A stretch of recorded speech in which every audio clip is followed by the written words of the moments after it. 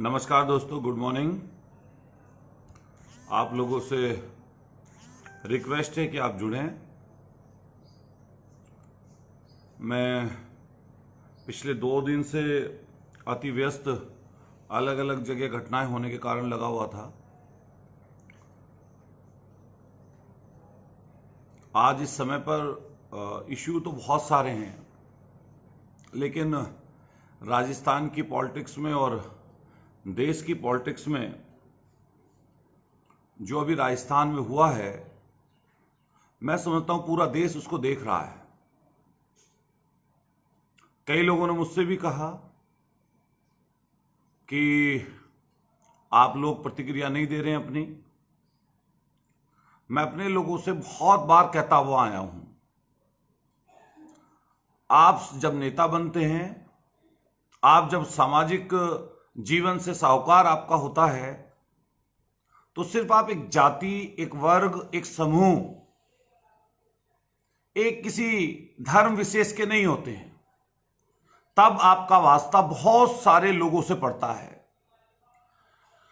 और जो व्यक्ति पूरे स्टेट की या देश की सेवा में लगा हुआ हो और उसके लिए काम करता हुआ हो, तो मैं समझता हूं इस देश में रहने वाले अलग अलग जाति, अलग अलग वर्ग और अलग अलग क्षेत्र से आने वाले लोगों की समस्याओं से आपको रूबरू होना होता है। राजस्थान की धरती का इतिहास गौरवशाली है। हम लोग यहां उत्तर प्रदेश में बैठे हुए हैं। हम लोगों का भी कहीं ना कहीं जो हमारे पूर्वज थे, वो भी राजस्थान से ही उनका निकाल है। वो भी राजस्थान से ही आए हैं। राजस्थान के इतिहास के बारे में अगर हम चर्चा करने लगे तो ये चर्चा बहुत बड़ी हो जाएगी। वहां का गौरवशाली इतिहास, वहां के लोगों का रहन सहन, वहां के लोगों के तौर तरीके, मैं समझता हूं पूरे देश में अलग तरह से है। लेकिन विभिन्नताओं में एकता और अलग अलग चीजें होने के बावजूद भी देश प्रेम से ओतप्रोत होकर वहां के लोगों ने देश की सेवा में बढ़ चढ़कर काम किया है। और मैं समझता हूं हमेशा वो करते रहेंगे। अभी जो इस समय की वहां की कांग्रेस की सरकार चल रही है, वो कांग्रेस की सरकार, मैं अलग दल का व्यक्ति होने की वजह से भी और उनके अंदरूनी मामले होने की वजह से भी मैंने कोई किसी पर अभी तक कटाक्ष नहीं किया और ना ही मैंने अपनी कोई बहुत वैसी प्रतिक्रिया दी जिससे किसी को फायदा होने के बजाय नुकसान हो जाए। हमारे समाज के तमाम नौजवान साथी बढ़ चढ़कर उसमें हिस्सा ले रहे हैं। जगह जगह से प्रतिक्रियाएं आ रही हैं। मैंने ऐसे लोगों को भी उसमें प्रतिक्रिया देते हुए देखा है जो कभी भी किसी तरह की किसी चीज में इन्वॉल्व नहीं होते। मैं समझता हूं ये अच्छी बात है, कोई गलत बात नहीं है। लेकिन आपकी एक भी प्रतिक्रिया अगर ऐसी हो जिससे उनके राजनीतिक जीवन पर फर्क पड़े, जिनके लिए आप लोग ये लड़ाई लड़ रहे हैं, अभी मैं आपको एक उदाहरण इसका देना चाहता हूं। जब ये सरकार बनी थी, सरकार अभी 2 साल पहले ही वहां पर चुनाव हुए 18 में, अब 20 चल रहा है, 2 साल भी लगभग पूरे नहीं हुए हैं। उस समय पर जोर शोर से आवाज उठी कि राजेश पायलट जी के बेटे, किसानों के मसीहा राजेश पायलट जी को पूरा देश जानता है उनके काम की वजह से, उनकी सोच की वजह से, उनके किए गए जनता के प्रति समर्पित भाव से, किए गए कामों से वो लोगों के बीच में हमेशा रहेंगे। लेकिन आज जब अभी सरकार बनी थी कांग्रेस की राजस्थान में, तब जोर शोर से मांग उठी थी कि सचिन पायलट जी के नेतृत्व में चुनाव लड़ा गया और उन्हें सीएम बनना चाहिए। और सरकार को वहां की को उन्हें सीएम बनाना चाहिए, लेकिन वो प्रमाण नहीं चढ़ पाई। कांग्रेस के शीर्ष नेतृत्व ने कुछ मानी होगी बात, कुछ चीज जानी होगी, वो जाने, लेकिन वो डिप्टी चीफ मिनिस्टर बने। तब मैंने एक सदीवी प्रक्रिया दी थी और उस सदीवी प्रतिक्रिया में मैंने ये कहा था कि राजस्थान के जनता के सीएम, जनता के दिलों के सीएम को डिप्टी चीफ मिनिस्टर, उप मुख्यमंत्री बनने पर बधाई, क्योंकि राजस्थान की जनता सहित पूरा देश चाहता था कि सचिन पायलट राजस्थान के चीफ मिनिस्टर बने, और वो कहीं ना कहीं सभी लोगों के दिल में टीस भी है उस चीज की।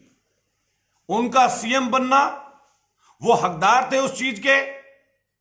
वो वहां के प्रदेश के अध्यक्ष कांग्रेस के रहते हुए उन्हें पूरे स्टेट में घूम घूम कर पूरे 5 साल तक भाजपा की सरकार के खिलाफ, उनकी नीतियों के खिलाफ लड़ाई लड़के उन्होंने वो सत्ता हासिल की थी। लेकिन पार्टी की अंदरूनी राजनीति, पार्टी के शीर्ष नेतृत्व के कहने पर, दोनों की सहमति से बाद में गहलोत जी वहां के मुख्यमंत्री बने और उप मुख्यमंत्री सचिन पायलट जी को बनाया गया। लेकिन लगातार आपस में जब बराबर की चीजें होती हैं या कोई व्यक्ति अपने आप को किसी गद्दी का हकदार मानता है और वो एक्चुअल में हो भी, तो सामने वाला जो उस गद्दी पर बैठा हुआ व्यक्ति होता है वो हर दिन षड्यंत्र करता है। वो ऐसे षड्यंत्र होते हैं, कोई भी व्यक्ति किसी को ना पता हो अगर, तो चीफ मिनिस्टर की कुर्सी पर बैठे हुए व्यक्ति के हाथ में ही सारे प्रदेश की बागडोर होती है। और चाहे उप मुख्यमंत्री का पद, मुख्यमंत्री का पद सिर्फ आपके कागजों में निहित है। उप मुख्यमंत्री के पास कोई ऐसा ओहदा नहीं होता कि किसी मंत्री से अलहदा उसके पास कुछ हो। बस उसके नाम के आगे डिप्टी चीफ मिनिस्टर, उप मुख्यमंत्री का तमंगा लग जाता है, लेकिन मंत्री के जैसी ही चीजें उनके पास होती हैं। लेकिन आप देखेंगे इस समय पर जो वहां पर घटना घटी है, कई लोगों ने मुझसे कहा कि आपने अपनी कोई प्रतिक्रिया नहीं दी। मैंने कि मैं ऐसी कोई प्रतिक्रिया नहीं दूंगा जिसमें सचिन पायलट साहब के भविष्य के बारे में मैं अपने आप से कोई चीज बना दूं। मेरा तो मन पता नहीं किस किस चीज के लिए करता है, क्या क्या चीजें मन में आती हैं। मैं कुछ भी बोल सकता हूं, लेकिन मुझे पता है कि आप अगर कुछ बोलते हो तो उसे नाप तोल कर बोलो, उसके बारे में सोच कर बोलो, और अगर कोई काम आप कर रहे हो तो उसके बारे में यह चीज मन में जांच लो कि अभी 40 साल की उम्र है सचिन पायलट जी की। वो केंद्र में मंत्री रह चुके हैं, प्रदेश के अध्यक्ष 6 साल से हैं, कांग्रेस में रहे हैं, वो अभी डिप्टी चीफ मिनिस्टर थे। उनके पास पूरे प्रदेश के हालातों का ब्यौरा है, पूरे प्रदेश की जानकारी सचिन पायलट जी को है, और मैं समझता हूं वो अपना मुनासिब कदम उठाएंगे। एक बात उनकी तरफ से कल आई, उससे पहले अगर हम कोई प्रतिक्रिया देते तो क्या वो गलत नहीं होती। उन्होंने कहा कि वो भाजपा में नहीं जाएंगे, उन्होंने कांग्रेस को बनाने के लिए काम किया। उन्होंने ये भी कहा, जो एएनआई की तरफ से खबर आई कि हमने जो मेहनत की उसी के बल पर यह सरकार राजस्थान की बनी है, ये बात सच है। उन्होंने सभी जातियों को संगठित किया, उस समय की भाजपा सरकार द्वारा किए गए कृत्यों को जनता के सामने रखा, लाठी खाई, डंडे खाए, सरकार बनाई। लेकिन आज इस समय पर हम सब लोगों को यह समझना चाहिए कि सचिन पायलट जी द्वारा क्या कदम उठाया जाता है या क्या वो चीज बोलते हैं, उसके बाद हमें और आपको सजीवी प्रतिक्रियाएं देनी चाहिए। हमें आने वाले समय पर यह बात ध्यान रखनी पड़ेगी कि वहां पर अलग अलग जातियों के ताकतवर समूह हैं। जैसे वहां पर अलग अलग जातियों में जो वर्चस्व की 2 जातियां हैं, हमारे ठाकुर साहब लोग हैं और हमारे चौधरी साहब जाट समाज के लोग हैं। लेकिन इसके अलग भी चाहे दलित हों, चाहे सैनी लोग हों, चाहे कश्यप लोग हों, चाहे प्रजापति लोग हों, चाहे अलग 36 बिरादरियां हों, उन सब का अपना अपना अलग अलग क्षेत्रों में वास, उनकी वहां पर बड़ी संख्या में वहां पर वो लोग रहते हैं। ऐसे में भविष्य की पॉलिटिक्स के लिए अगर किसी एक जाति विशेष का हम सचिन पायलट जी पर तमंगा लगा देंगे तो सबसे ज्यादा नुकसान हमें, हमारे समाज को, हमारे लोगों को झेलना पड़ेगा। जो 36 बिरादरियों का नेता हो, जो हर जगह पूरे स्टेट के नेता के रूप में हो, देश के नेता के रूप में हो, तो हम सब लोगों को मिलकर यह प्रयास करना पड़ेगा कि उनकी छवि को कोई धक्का ना लगे। मैं अभी कुछ दिन पहले की घटना बताना चाहता हूं। एक बच्ची के साथ रेप की घटना हो गई थी। वहां पर तमाम लोग कुछ लिखे जा रहे थे, लेकिन त्वरित कार्रवाई हुई थी उस पर। तमाम लोगों ने बिना सोचे किसी दूसरे की जानकर, कई भाजपा के प्रवक्ताओं ने, कई भाजपा के नेताओं ने, कई आरएसएस के संबंधित नेता लोगों ने सचिन पायलट पर सीधा निशाना साधना शुरू कर दिया। मैं आज उनसे सवाल करता हूं कि आप बताइए, जो मालूपुरा की घटना थी, उस बच्ची के साथ घटना घटी, रेप की घटना हुई, क्या उस पर त्वरित रूप से सचिन पायलट जी ने काम नहीं किया था? क्या हेल्प करने का मौका नहीं दिया? लेकिन तब उस समय पर तमाम लोगों ने तमाम आरोप उन पर लगा दिए। आप लोगों को सोच समझकर प्रतिक्रिया देनी चाहिए कि आप क्या कह क्या रहे हैं। आपको भी उसके बारे में पता होना चाहिए, आपको जानकारी होनी चाहिए कि आपके कृत्य से किस तरह का नुकसान किसी को हो सकता है। अभी सचिन पायलट जी की तरफ से स्थिति साफ हुई नहीं है। क्या वो कांग्रेस में ही रहेंगे?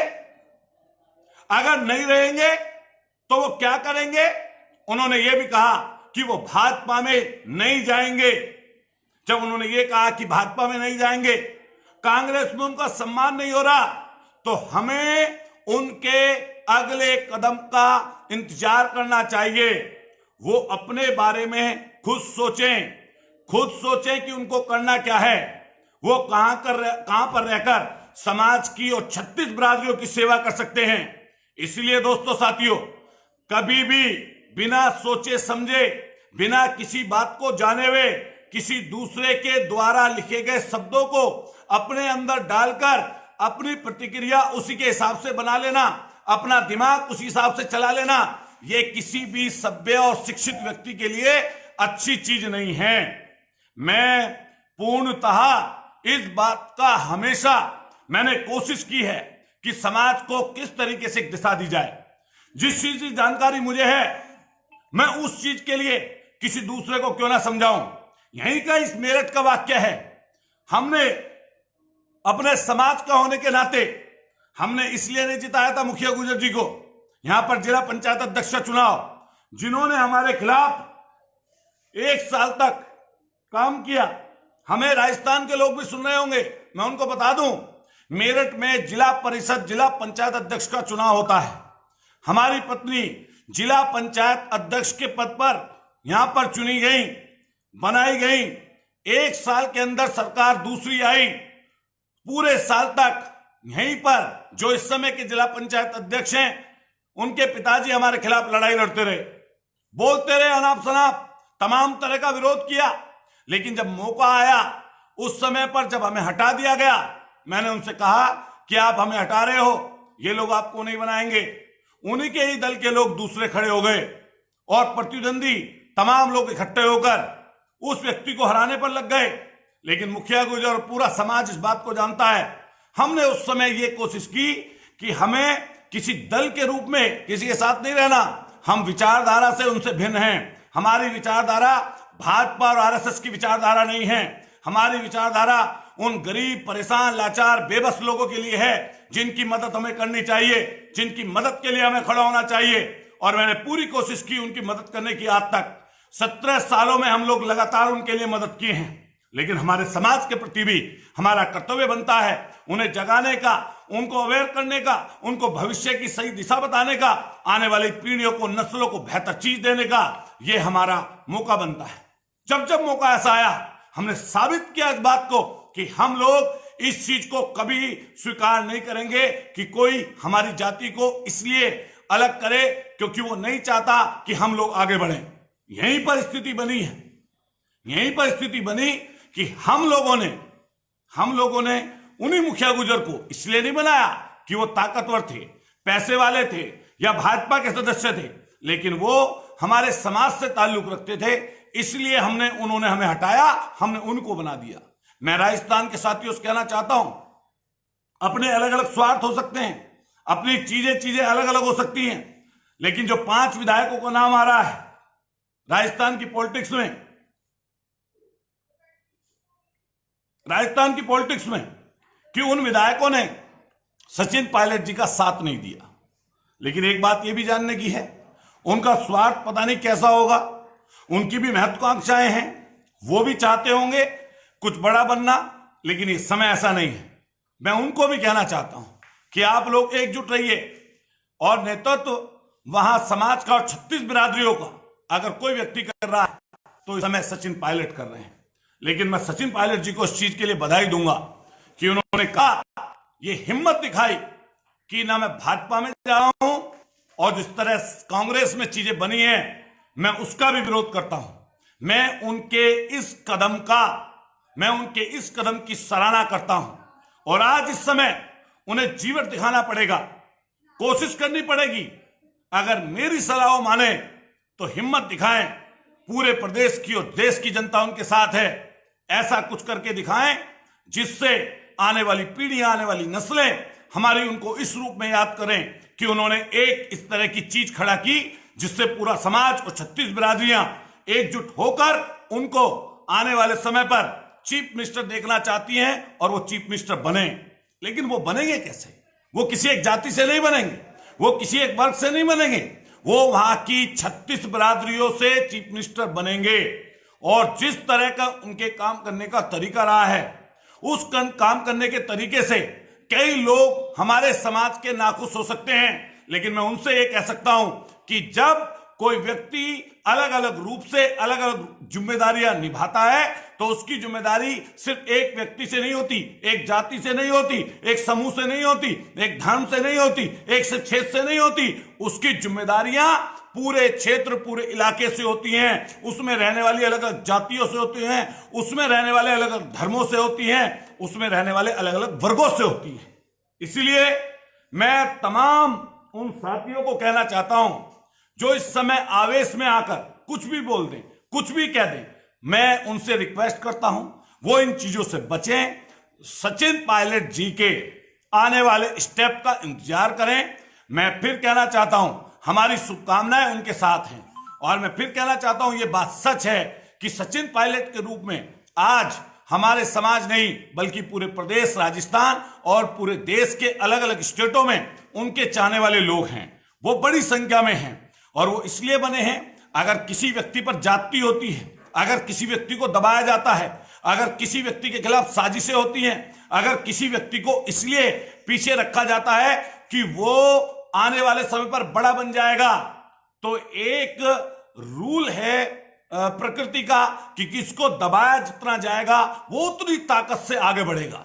और इस बात का प्रमाण पिछले 3 दिन में, 4 दिन में सचिन पायलट के रूप में देश में सब लोगों को पता लग गया है। मैं कांग्रेस के नेतृत्व से भी कहना चाहता हूं कि भगवान आपको सद्बुद्धि दे। वो वाली बात चलती है कि रोम जल रहा था और नीरो बंसी बजा रहा था, ये कांग्रेस के नेतृत्व पर बिल्कुल सटीक बात बैठती है।